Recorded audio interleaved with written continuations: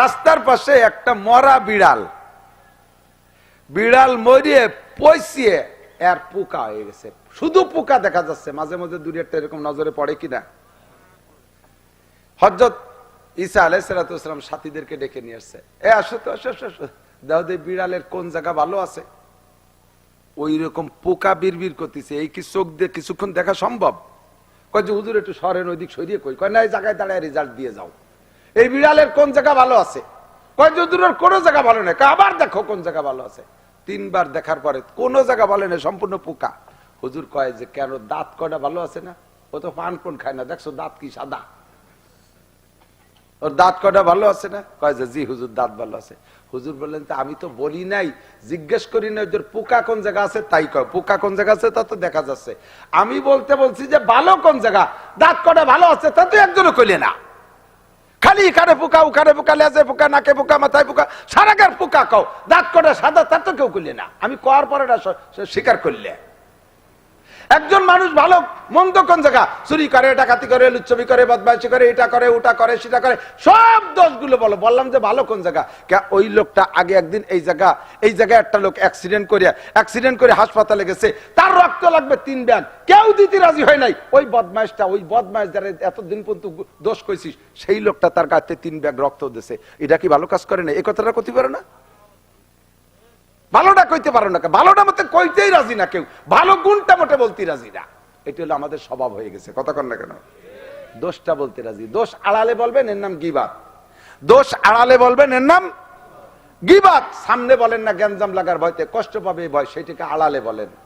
আপনারা আমাকে ভালোবাসেন, ধীরে ধীরে মাঠটা ভরে গেছে, শীতের রাত্রেও নিশ্চয়ই ভালোবাসেন। আমিও মাগুরাবাসীকে ভালোবাসি। আমার গোপালগঞ্জের চাইতে আমার মাগুরায় শ্রোতা আমার বেশি। তো আপনারা আমারে ভালোবাসেন তো? সত্যি? আমিও ভালোবাসি। এই ভালোবাসা কি জন্য? আমি আপনাদের জামাইও না, আমি আপনাদের শ্বশুরও না, আমি আপনাদের রক্তের কেউ না। এই এলাকায় জায়গা জমি কিনি নেই, এ জায়গা আমার আব্বাও বিয়ে নেই, আমার দাদা নানা কেউ না, কোনো কুটুম্বিতে নাই, এদিক দিয়ে কোনো সম্পর্কের কোনো কারণ নাই। আমার কোনো ব্যবসা বাণিজ্য চাকরি বাকরি এদিক নাই। সম্পর্ক মাত্র আল্লাহর রাস্তায়, দিনের খাতিরে। আমি একজন আলেম মানুষ, একটু ওয়াজ করতে পারি, তাই ভালোবাসেন না? আর আমি আপনাদেরকে ভালোবাসি যে আমার মতো কত মৌলবী রয়েছে, তাদের কথায় বসেন না, আপনারা আমার কথায় বসেন। এই খাতিরে ভালোবাসা। 2 দলই একসাথে জান্নাতে যাব, বলেন আমিন। এই ভালোবাসার ভিতর দিয়ে আপনারা আমার একটা উপকার করবেন, পারবেন? বলবো, আমার যদি কোনো দোষ জানা থাকে, এইটা আমার আড়ালে একটু মানুষের কাছে বলা বলি করবেন। এই গীবাতটা আমার নামে করবেন, করবেন তো ইনশাআল্লাহ? একটু করিয়েন, এতে আমার একটা উপকার হবে। আমার ওই গুনাহটা আপনার আমলনামায় চলে যাবে, আপনার ওখান থেকে কিছু নেকি এসে আমার শূন্য স্থান পূর্ণ হবে। তো ভালো জন বাসেন, এই উপকারটা আমারে করবেন না? আমারে ভালোবাসেন, মহব্বত করেন, এই উপকারটা করতে রাজি না, কিন্তু এই উপকারটা আপনি নিয়মিত করে যাচ্ছেন আপনার শত্রুরে, যার সাথে আপনার বাদাবাদি গ্যাঞ্জাম অবিরাম, তার এই উপকারটা করে যাচ্ছেন। 6 মাস কথা কন না, সাধ্য করা হয়েছে, বদমায়েশ, আনাড়ি, চোর, লুচ্চু, ও সেদিনই করছে, ওই দিনই করছে, যা যা কইতেছেন ওই কাজগুলো সত্যিতে করছে। ওই গুনাহগুলো আপনার আমলনামায় চলে আসতেছে, আর এখান থেকে নেকি যে তার আমলনামা ভরতিছে। বিএনপি আলারা আমলিগা লাগে নেকির পাল্লা বাড়ি করে দিচ্ছে, আমলিগা আলারা বিএনপি লাগে নেকির পাল্লা বাড়ি করতেছে গীবাত করে করে। যারে বন্ধু বানাইছি, যারে মোহাব্বত করি, তারাই উপকারটা করতে রাজি না, কিন্তু উপকারটা নিয়মিত করে যাচ্ছি।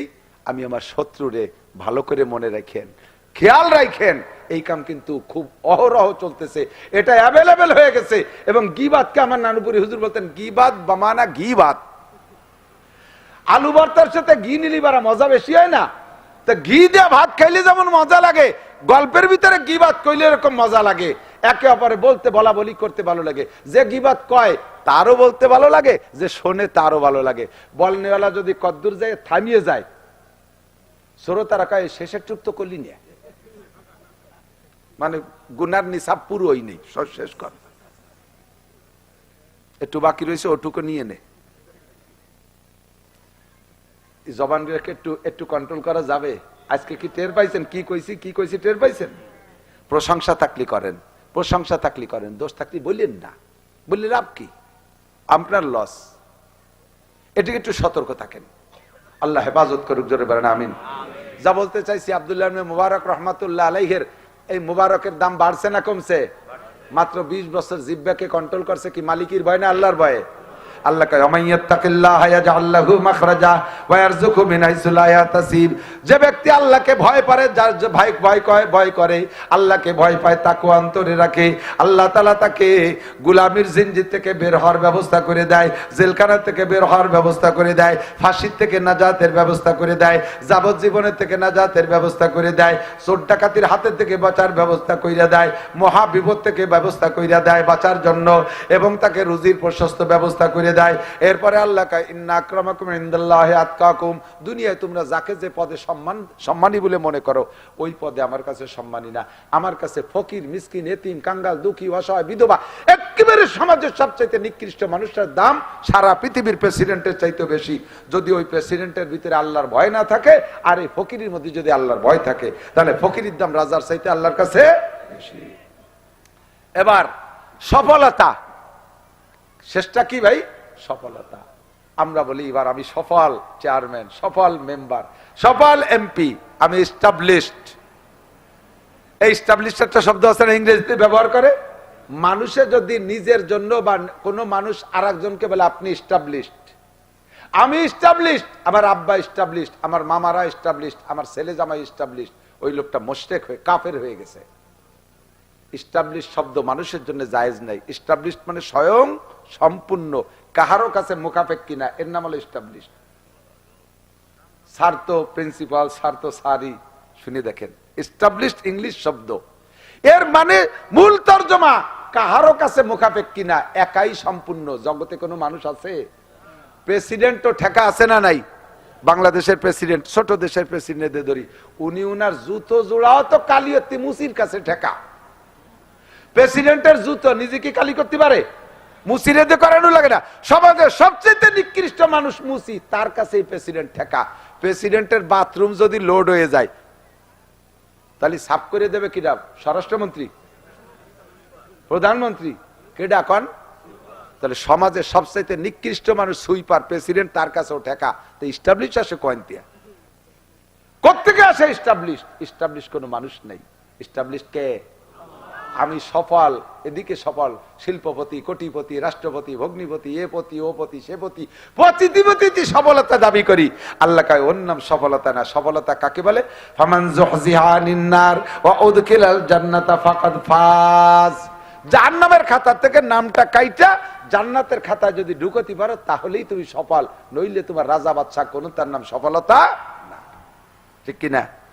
ইমামে গাজালি রহমাতুল্লাহ আলাইহি সম্ভবত ইমামে গাজালি রহমাতুল্লাহ আলাইহি, যার নাম সবাই গজ্জালি বলে কনে, আসল শব্দ হলো গাজালি। এই ইমাম গাজালি রহমাতুল্লাহ আলাইহি বহুত বড় বুজুর্গ এবং দার্শনিক, পণ্ডিত, সব দিক দিয়ে বিজ্ঞানী, আবার আলেমও সেরকম। উনারে অথবা জুনায়েদ বাগদাদি, এই দুইজনের মধ্যে আমার তাসাব্বু জড়াই গেছে। যে কোনো একজনকে মাঠের এক ছাগল চলায় নিয়ে রাখাল, এই গোলাম রাখাল, এ পাঙ্কু বদমাইশি করে যাইয়া বেয়াদবি করে যে বলতে যে হুজুর আপনার দাম বেশি না আমার এই ছাগলের দাম বেশি? ছাগলের দাড়ির দাম, বুড়ো ছাগলের দাড়ি হয় না, এই দাড়ি দেখো, আমার এই ছাগলের দাড়ির দাম বেশি না আপনার দাম বেশি? এ যদি আমারেও কেউ কয়, তাহলে আমি যত বড়ই হুজুর হই, এ কি সহ্য করা সম্ভব? বিয়াদব, তুই কারে দিয়ে কারে মিশেছিস? ইমাম গাজালি রহমাতুল্লাহ আলাইহি, ভাই বুজুর্গ, উনি বলতেছে বেটা তুই দারুণ একটা প্রশ্ন করছিস। কিয়ামতে যদি আমাকে আল্লাহ তাআলা জাহান্নামের খাতা থেকে নাম কাইটা নামটা জান্নাতের খাতায় লিখে দেয়, তাহলে তোর ছাগল না, সারা দুনিয়ার সবার চাইতে আমি সফল, সবার চাইতে আমি আল্লাহর কাছে দামি। আর যদি কিয়ামতে আমার নামটা জান্নাতের খাতায় না লিখাইয়া জাহান্নামের খাতায় লিখে আমার জাহান্নামের মধ্যে দিয়ে দেয়, তাহলে তোর ছাগলের দাড়ি না, তোর ছাগলের পেশাব পায়খানার চাইতে আমি বেদামি। কারণ তোর ছাগল জাহান্নামে যাবে না, তোর ছাগলের পেশাব পায়খানা জাহান্নামে যাবে না, তোর ছাগলের দাড়ি জাহান্নামে যাবে না। আমি গাজালিকে, আমি বুকজুনায়েদ বাগদাদিকে জাহান্নামে পাঠানো হচ্ছে। আমার বিফলতা, আমার পরাজয়, আমি যদি সফল হইতে পারি সেটা হলো জাহান্নাম থেকে নাম কাটাইয়া জান্নাতের খাতায় যদি নাম লেখাইতে পারি তাহলে আমি সফল। আমার আল্লাহ বলেছেন, ফামান যুহজিহা আনিন নার ওয়া উদখিলাল জান্নাতা ফাকাদ ফাজ, যার নামটা জাহান্নাম থেকে কাটাইয়া জান্নাতের ভিতরে লেখাই দেয়া গেল ওই লোকটাই সফল। আল্লাহ তাআলা আমাদের দুনিয়ার শান্তি এবং দুনিয়া ও আখিরাতের সম্মান এবং ইহকাল পরকালের সফলতা নসিব করে, সবাই বলেন আমিন। এখন এর জন্য একদিনের এক রাত্রে ওয়াজি যথেষ্ট নয়, এর জন্য একটা উপযুক্ত সময় আমাকে দিতে হবে, সময় আমাকে দিতে হবে। ঈমান শেখার একটা সময়, আমলের প্র্যাকটিসের একটা সময় আমাকে দিতে হবে। সেই সময়টা সাধারণ পাবলিক আপনাদের জন্য। আল্লাহ তাআলা সবাইরে মাদ্রাসায় আসতে বলে না, ঘরে ঘরে থেকে এক একটা ছেলে আলেম বানান, ইনশাআল্লাহ ঠকবেন না। আর যে যে বয়সে চলে আসছেন এই বয়সে আল্লাহর রাস্তায় তবলিগে একটু সময় লাগান, উলামায়ে কেরামের সাথে তবলিগে একটু সময় লাগান, একটু বিশ্ব ইস্তেমায় যান। আমার সাথে একটা তারিখের মস্ক করেন, বলেন 2, একটু সবাই কন 2, 2, 3, 4 ফেব্রুয়ারি 2024 জাতীয় সংসদ নির্বাচন। কি হবে কন্দি? বিশ্ব ইস্তেমা, বলেন বিশ্ব ইস্তেমা, একটু মুখে কন বিশ্ব ইস্তেমা, বিশ্ব ইস্তেমা, বিশ্ব ইস্তেমা 2, 3, 4 ফেব্রুয়ারি। যা যাবে তো ইনশাআল্লাহ, সহজ করে দিছি আমরা। আপনারা তো শুকর আদায় করবেন, আমরা গোপালগঞ্জেরা কি সহজ করে দিছি। এই মোহাম্মদপুর ব্রিজ দিয়ে দিছি, এদের কালনা দিয়ে ব্রিজ করে দিছি, পদ্মা সেতু করে দিছি। একেবারে গাড়িতে চলে যাবেন, ফেরিঘাটে বসে থাকা লাগবে না। আল্লাহ হেফাজত করুক, বলেন আমিন। কুয়াশার ভিতরে ফেরিঘাটে 12-13 ঘন্টা বসে রয়েছি, রাত 1টায় আসছি, পরের দিন বেলা 2টার সময় ফেরি পাইছি। ঠান্ডা লেগে বুক টুক বসে গেছে।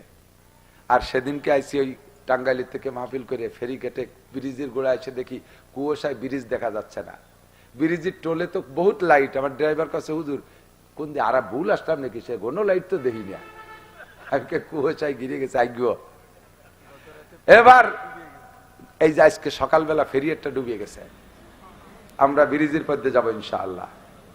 এদিক তো ব্রিজে উঠে দেখি কুয়াশায় কিচ্ছু দেখা যায় না। তারপরে কুয়াশারে কালাম, ও কুয়াশা আর আটকায় রাখতে পারতেছ না। আল্লাহর রহমতে ব্রিজের গোড়া ধরে ফেলাইছি, যে কোনো ভাবে উপর যাবই। 5 মিনিটে আসা যায়, সেখানে 10 মিনিট লাগছে, তবুও তো আসছি। 13 ঘন্টা তোর বসে থাকা লাগে নাই। কাজেই তারাও আমাদের কাছে দোয়া পাবে, তাদের জন্য দোয়া করবেন। আর আমরা বিশ্ব ইস্তেমায় যাবো ইনশাআল্লাহ, রাজি আছেন তো? উলামায়ে কিরামের পর্বত 2, 3, 4 ফেব্রুয়ারি। আল্লাহ তাআলা তৌফিক দিক। তবলিগি যে দিন শিখবো, সারা দুনিয়া জুড়ে দিনের কাজ চলতেছে। স্যার বললেন আমেরিকায় আল্লাহর রহমতে তবলিগের মেহনতে প্রত্যেক দিন শত শত মানুষ, ইহুদি নাসারা খ্রিস্টানরা কলেমা পড়ে মুসলমান হচ্ছে। দুঃখের বিষয় বাংলাদেশি মুসলমানরা খ্রিস্টান হয়ে যাচ্ছে। দিনাজপুর গেছি, একটানা 4টে গ্রাম মুসলমান সব খ্রিস্টান হয়ে গেছে। ফাঁকে ফাঁকে বহুত খ্রিস্টান হয়ে যাচ্ছে। উনরা নিজেদের পাশা হেফাজত না করে আমাকে পাশায় কাপড় ভরাতে হয়েছে। ওদের দিয়ে হুদ নাসারা মুসলমান হয়ে যাচ্ছে, সে খবর নাই।